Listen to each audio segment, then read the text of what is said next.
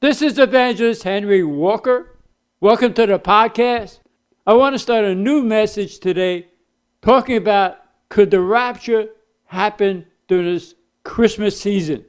But let's go to the Father in prayer first. Father, I thank you for another opportunity to minister to your people, Father. I ask you to use me just the way you want, Father. Let me say only what you want me to say, nothing more and nothing less. Help people, Father, to open up their spirits and not only receive the word, but study the word for themselves. And Father, we give you all the praise and the honor, Father, in the mighty name of Yeshua, by the blood of Yeshua. Let's go to the book of Ruth. Ruth is right after Joshua, Judges, before 1st and 2nd Samuel. We're talking about could the rapture happen during this Christmas season? There are 3 times in the word that the word ho is mentioned. And you know, Satan is a copycat. So many people believe in Santa Claus and saying ho, ho, ho. There's 3 times in the word, again, that ho is mentioned, H-O. And its meaning is that, here it is, like an escape. So the first time is in the book of Ruth, chapter 4, verse 1. And sometimes that ho means woe, W-O-E. And we're going to talk about that later on. Ruth chapter 4, verse 1. Now Boaz is claiming Ruth, but there's a nearer kinsman than he is. And so he goes to the gate. Boaz goes to the gate. Then went Boaz up to the gate and sat him down there, and behold, the kinsman of whom Boaz spoke came by, and to whom he said, Ho, ho, such a one, turn aside, sit down here. And he turned aside and sat down. And he took 10 men of the elders of the city and said, Sit ye down here. And he sat down. So Boaz asked the nearer kinsman if he wants to claim Ruth as his wife. And he says, No, I can't. So then Boaz claims Ruth as his wife. It's a picture of a bride and the bridegroom. And he went to the gate. It's very important. Remember that. He went to the gate. And if you turn to Revelation with me, chapter 21, and keep a mark in Revelation. We'll be going back there a lot. Revelation chapter 21. In verse 9, Revelation chapter 21, verse 9. And there came unto me one of the 7 angels which had the 7 vials full of the 7 last plagues, and talked with me, saying, Come hither, I will show you the bride, the Lamb's wife. And he carried me away in the spirit to a great and high mountain, and he showed me that great city, set apart Jerusalem, descending out of heaven from the Father, having the presence of the Father, and her light was like unto a stone most precious, even like a jasper stone, clear as crystal, and had a wall great and high, and had 12 gates, and at the gates 12 angels, and names written thereon, which are the names of the 12 tribes of the children of Israel. As I mentioned on a previous podcast, those 12 gates are for us to go through one of those gates. And some of us have Jewish blood, and we'll be going through one of those gates from the tribe going back to where we're descended from. But those who don't, we're going through the tribe of Judah. And so here, the first part in Ruth chapter 4, going to the gate. And the word ho is used. It's like an escape going to the gate. And keep your hand marker in Revelation and go to Isaiah 55 with me. Remember, Isaiah is right after Psalms, Proverbs, Ecclesiastes, Song of Solomon, Isaiah, before Jeremiah. Again, we're talking about how this season could be the rapture. And we're talking about the word ho as an escape and how, wow, this is what I've been waiting for. Isaiah 55, verse 1. Here's a second example of how the word ho is used.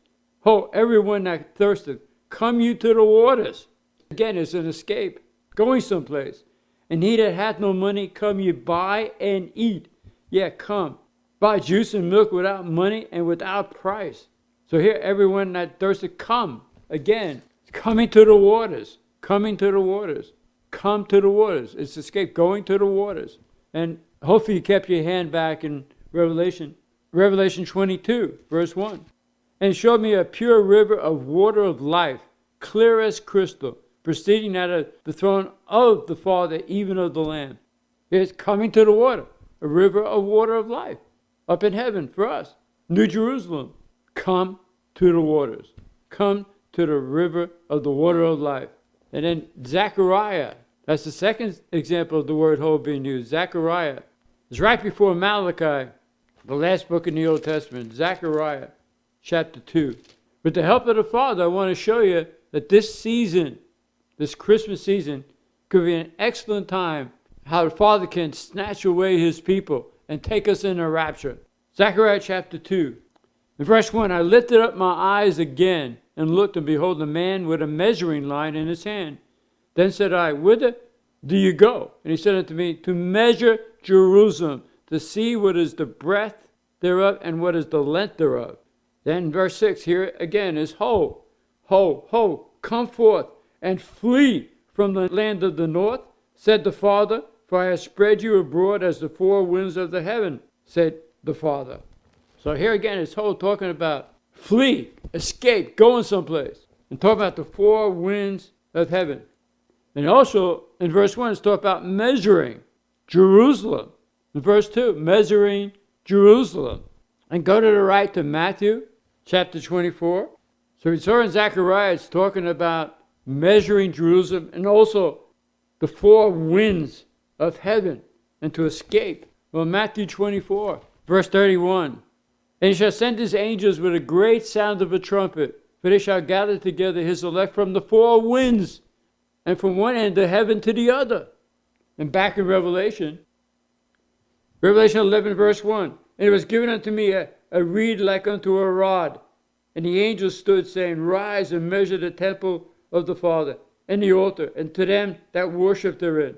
There's that measuring of the altar in Jerusalem, which we talked about in Zechariah. It's pointing to the rapture up in heaven. So we can see from Zechariah, it's the measuring of the temple in Jerusalem, pointing again to the rapture, pointing to heaven.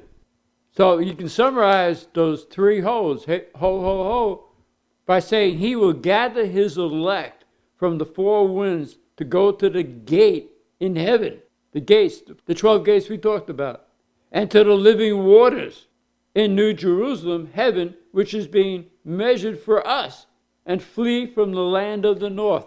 That's what's going to happen in these last days. Ezekiel 38 and 39, with Russia and other armies coming against Jerusalem. That's during the tribulation. So the Father's saying by the three mentions of the word ho, the Father's providing a way of escape in the rapture, to be with him forever, to be at that marriage supper with the Lamb, with him.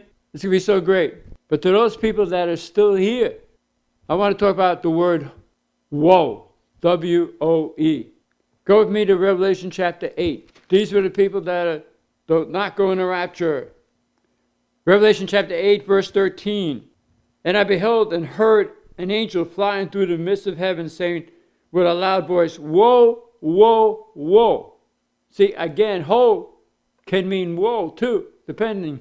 If you go to rapture or you don't go to rapture, you're going to have to go to the woes. Woe, woe, woe to the inhabitants of the earth by reason of the other voices of the trumpet of the three angels were yet to sound. And the fifth angel sounded in chapter 9, verse 1. And I saw a star fall from heaven unto the earth. And to him was given the key of the bottomless pit. And he opened the bottomless pit, and there rose a smoke out of the pit, as the smoke of a great furnace. And the sun and the air were darkened by reason of the smoke of the pit. In verse 3, there came out of the smoke locusts upon the earth, and unto them was given power, as the scorpions of the earth have power. And it was commanded to them that they should not hurt the grass of the earth, neither any green thing, neither any tree, but only those men which have not the seal of the Father in their foreheads. It was given to them that they should not kill them, but that they should be tormented 5 months, and their torment was as the torment of a scorpion when he striketh the man. And in those days men shall seek death, and shall not find it, and shall desire to die, and death shall flee from them. That's the first woe. Some people during the season are giving up the rapture for what they're doing in the season. And we'll talk about that. And they're going to have to face these woes. And these locusts, these creatures, they had tails like scorpions and stings in their tail. Verse 11, and he had a king over them, which is the angel of the bottomless pit, whose name in the Hebrew tongue is Abaddon, but in the Greek tongue his name is Apollyon. In verse 12, one woe is past, we just read, and behold, there come 2 woes more thereafter. And the sixth angel sounded, and I heard a voice from the four horns of the golden altar which is before the Father, saying to the sixth angel which had the trumpet, Loose the four angels which are bound in the great river Euphrates. And the four angels were loosed which were prepared for an hour and a day and a month and a year for to slay the third part of men.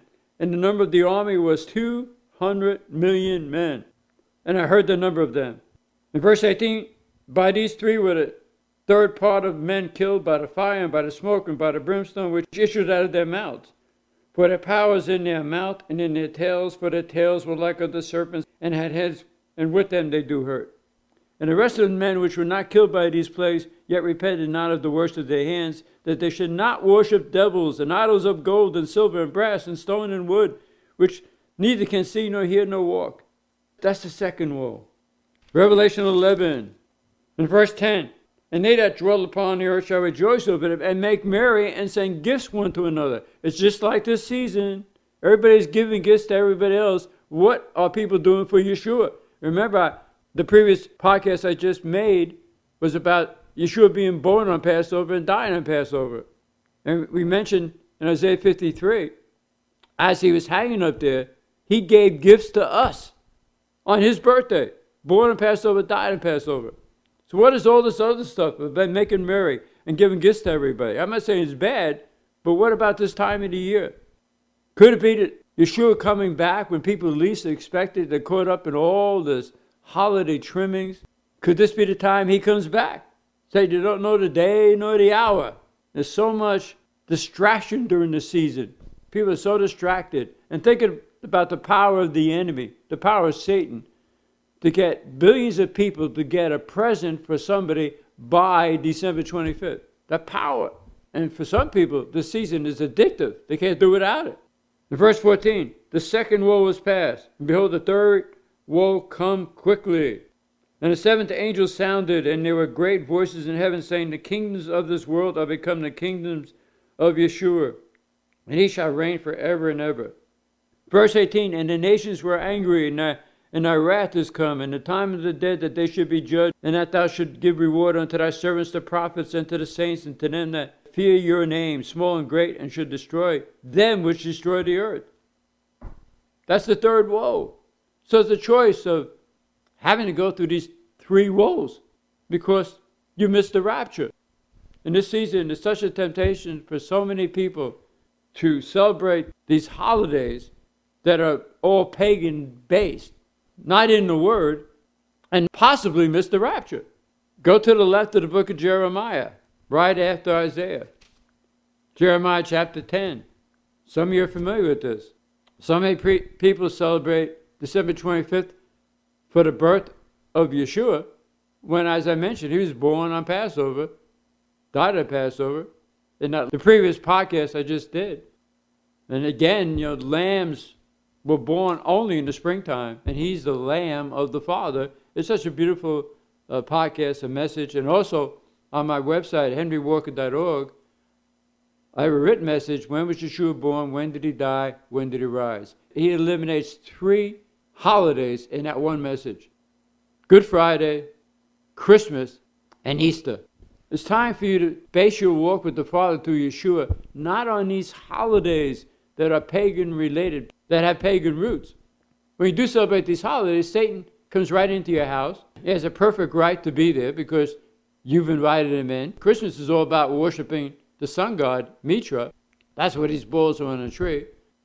And indirectly, by you saying that Yeshua was born on December 25th, you're indirectly saying he's the sun god. Easter is all about a goddess Astor coming down in an egg by tradition. And every ceremony they had to her, they killed little children, put their blood on Easter eggs. And so many believers are going to Easter egg hunts. And he didn't die on Friday. He died on Wednesday in the middle of the week. And that's all in that message. But you need to get this stuff out of your house. And especially with beer, wine, and alcohol. Don't have it in your house. Don't drink it. Because you're bringing spirits into your house, into your body. I have a message on my website about wine as a marker. How the word wine in the Old and the New Testament, the Hebrew and the Greek, is the same word for wine, intoxicating wine, and non-intoxicating wine, grape juice. It's based on what is being mentioned in the word. And one glass of wine affects the brain cells in that message. It's a medical fact. Yeshua never made water into intoxicating wine. They were drunk at that wedding feast. Probably it used to go on for about 3 days. He's not going to give them anything that could hurt their bodies. But what he used to do is squeeze the grapes, boil the juice, make it into a gel, and put it into a new wineskin so it would not ferment. And when they wanted to drink, they would squeeze the wineskin, had the gel, and add the water to it. That's exactly what Yeshua did it at the wedding feast of Cana. He made the gel, now you add the water. Jeremiah chapter 10, verse 1. Hear ye the word which Yahweh speaketh unto you, O house of Israel. Thus said Yahweh, learn not the way of the heathen, and be not dismayed at the signs of heaven, for the heathen are dismayed at them. For the customs of the people are vain. For one cutteth the tree out of the forest, the work of the hands of the workman with the axe. They deck it with silver and gold, they fasten it with nails and with hammers, that it move not. In verse 8, but they are altogether brutish and foolish. The stock is the doctrine of vanities. Silver spread into places brought from Tarshish. All the silver and gold, tinsel. But verse 10, but Yahweh is the true living Elohim. He's a living Elohim and an everlasting king. At his wrath the earth shall tremble, and nations shall not be able to abide his indignation. Thus say unto them, the gods, pagan gods, small g, that have not made the heavens and the earth, even they shall perish from the earth and from under these heavens. See, the choice is up to everybody out there who's listening.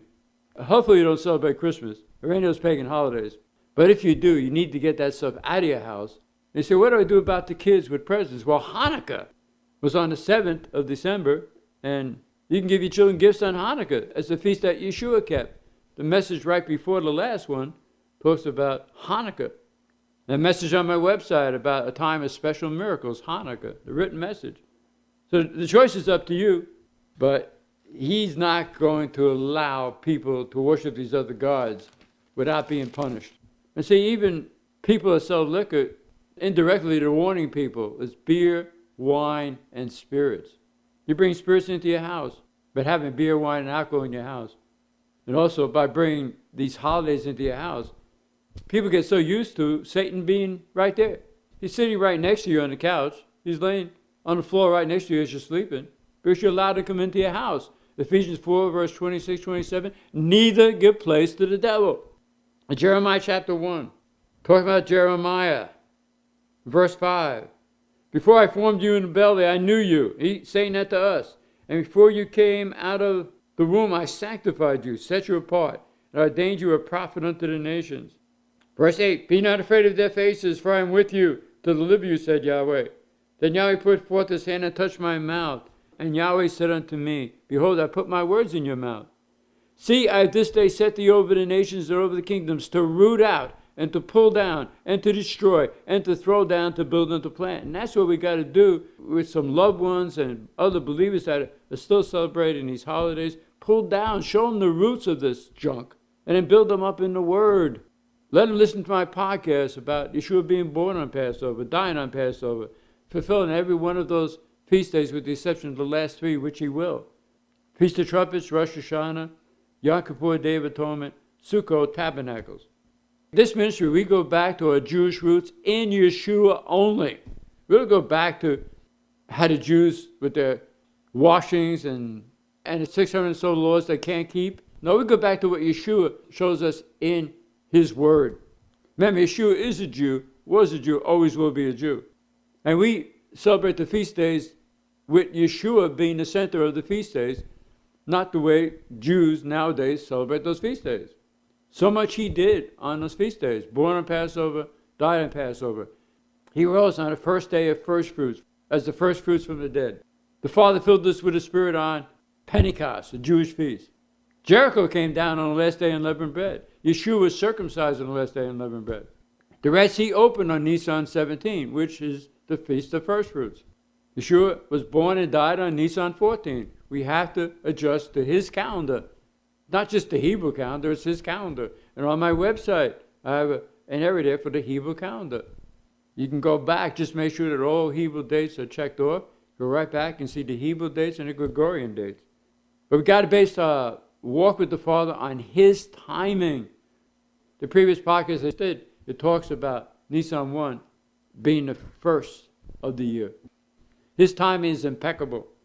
In verse 16, Jeremiah chapter 1, verse 16, I will utter my judgments against them touching all their wickedness, who have forsaken me and have burned incense unto other gods and worshipped the works of their own hands. He's speaking to us. Thou therefore gird up your loins and arise and speak unto them all that I command you. Be not dismayed at their faces, lest I confound you before them. For behold, I made you this day a defense city, and an iron pillar, and brazen walls against the whole land, against the kings of Judah, against the princesses thereof, against the priests thereof, and against the people of the land. See, the Father is going to hold pastors who know the truth but keep preaching these traditions from Constantine with these holidays and other things. He's going to hold them responsible. But it's up to you to research for yourself. Study the Word yourself. Every podcast I ask the Father to have you all study the Word for yourselves. Don't accept any doctrine unless it's line upon line, precept upon precept. Not just one verse out of the Word. Because so much has been added by the King James people. It's got to be line upon line, precept upon precept. Go to the book of Matthew with me, to the right. Matthew chapter 16, verse 26. For what is a man profited if he shall gain the whole world and lose his own soul? Or what shall a man give in exchange for his soul? Why do you want to follow the world into what they're doing? Maybe 90% of the people celebrate Christmas. Are you going to follow them? We're supposed to be in the world, but not of the world. Christmas has nothing to do with Yeshua at all, nor does Easter, nor does Good Friday, nor does Halloween. Just get those things out of your lives, out of your house. Some of you are going to listening to me, and you're going to study it, and you're going to research it. Some of you won't. You just keep doing your own thing because you're comfortable with the tradition. It's like putting a frog in a pot of water. It's nice and cool. Warm it up a little bit. It gets comfortable. Keep warming it. Get it hot. It still feels comfortable. And then just boil it. That's what happens. You get so comfortable. You got Satan in your midst, and you don't even realize it.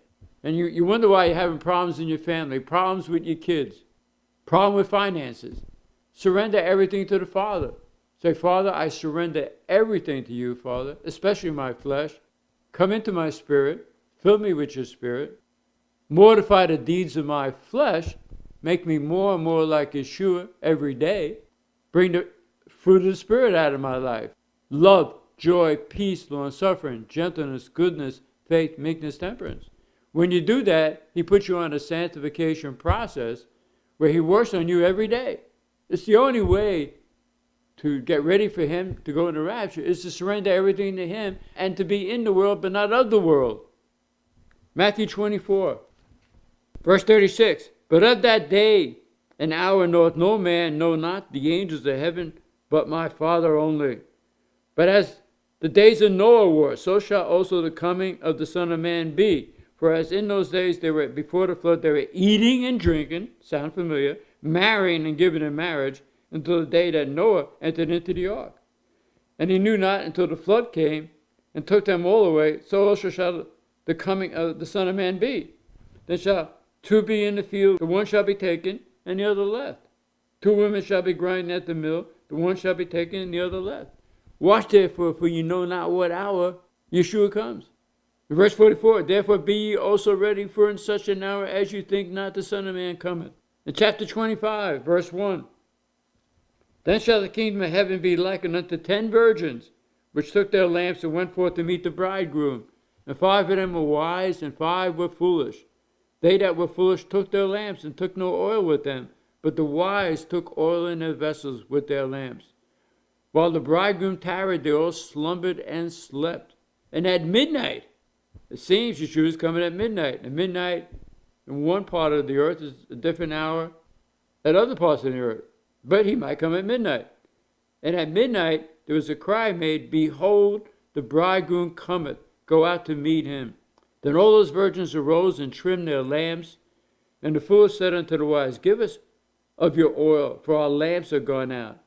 But the wise answered, saying, not so, lest there be not enough for us and you, but go you rather to them that sell and buy for yourselves. How much buying and selling is going on at this season right now? It's incredible how the billions of dollars that people are spending. we're going to continue this message the next time. But go to Isaiah with me. Back to left to Isaiah before Jeremiah. All these presents going to different people. I'm not saying giving presents are bad. But what about getting the paganism out of your life? It's affecting your life at home, wherever you are. Some of you are just so used to Satan, you don't even recognize what he's doing in your family, what he's doing in your life, because you're bringing this junk into your house. You can go back and see when things started really turning bad in your life. It's because as you were growing up, you celebrate these holidays. They're all pagan in roots, as I mentioned. In Isaiah 53, verse 12, the Father said, "Therefore will I divide him a portion with the great, and he shall divide the spoil with the strong, because he had poured out his soul unto death, and was numbered with the transgressors," talking about Yeshua, "and he bare the sin of many and made intercession for the transgressors." So on his birthday, Passover, he's given up his life for us. And as a result of that, he's given gifts to us. Verse 2, chapter 54. As a result, we can enlarge the place of our tent. We can let them stretch forth the curtains of our habitations. We can spare not, lengthen our cords, and strengthen our stakes. For we shall break forth on the right hand and on the left, and our seed shall inherit the Gentiles and make the desolate cities to be inhabited. Fear not, you should not be ashamed. All these promises because what he did on his birthday for us. So why are you all rushing to the store and get all this stuff for somebody else when he wasn't born during the season? And you're engaged in writing pagan ceremonies indirectly. It's important that you heed this message and pray about it. Seek the word out for yourself. Search the origin of these holidays. And know that he's saying ho 3 times in the word to escape, rather than the woe, what's going to happen for the people that are here after the rapture. Before I get back to the message, I want to remind some of you that this is a pro-life ministry. We believe that life begins at conception. The Father is the agent of conception. And every podcast, I pray for the babies in the womb. Around 18 days, the babies in the womb, their heart begins to beat. And around 4 months, their hearts are pumping about 25 quarts of blood per day. I want to pray for the babies in the womb right now. If you want to join with me, Father, I ask you to touch the babies in the womb right now, Father. Bring them to a full birth. And Father, we give you all the praise and the honor, Father, in the mighty name of Yeshua, by the blood of Yeshua. And if any of you out there had an abortion, repent, ask the Father to forgive you, and go on following him into your purpose and destiny. Forget about the past. Another thing I mention every podcast, if your flesh is giving you any impure thoughts, any thoughts that are not from the Father, worried thoughts, fearful thoughts, anxious thoughts, just say out loud, "Thank you, Yeshua, for that crown of thorns around your head. That means my mind is protected by your blood. I only think your thoughts," and give those thoughts to the Father.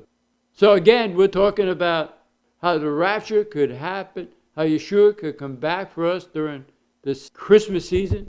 But the Father is saying to get everything that's not of him out of your life, allow him to take it out of your life, put you on that sanctification process every day, and making us more and more like Yeshua, and getting us ready for the rapture, which could happen in this season. So if you enjoy these podcasts, tell other people about these podcasts, share, subscribe, hit the like button, and remember to next time. This is Evangelist Henry Walker saying, greater is the Father in you, your daddy, the King of the universe, than anything or anybody in the world.